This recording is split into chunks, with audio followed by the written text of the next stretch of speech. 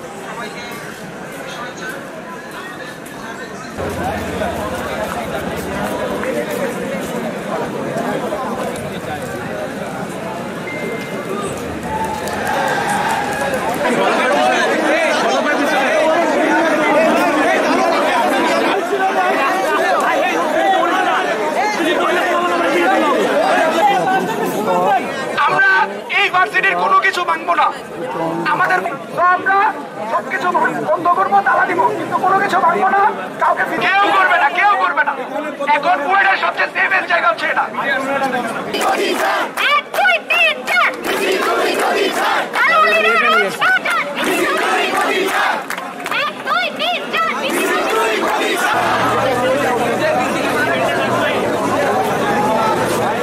Slogan দেন পরে আসেন camera নিয়ে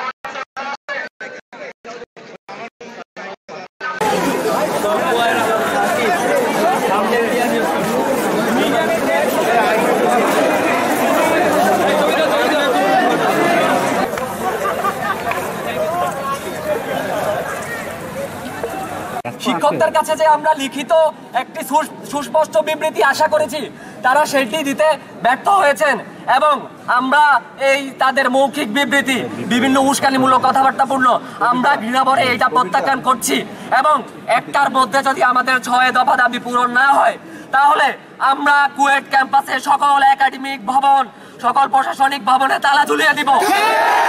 আমরা দরকার হলে তোমাদের সাথে গিয়ে পিঠ পেতে দিয়ে বসে থাকবো, তোমাদের সাথে বুক পিঠ পেতে দিয়ে বসে থাকবো, কিন্তু প্রশাসনের সাথে প্রশাসনিক দায়িত্ব নিয়ে, রাষ্ট্রের সহযোগিতা ছাড়া প্রশাসনিক দায়িত্ব নিয়ে আমরা এইখানে দায়িত্ব পালন করতে পারবো না। এই ব্যর্থতা আমরা আগেই স্বীকার করে নিচ্ছি।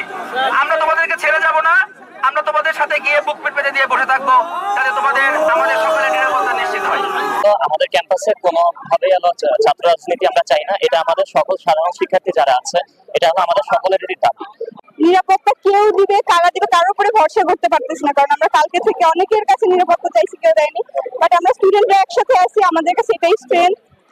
না না, আমরা তো ডেফিনেটলি ছাত্র রাজনীতি চাই না, তার জন্যই তো এখানে অ্যাকচুয়ালি আসা।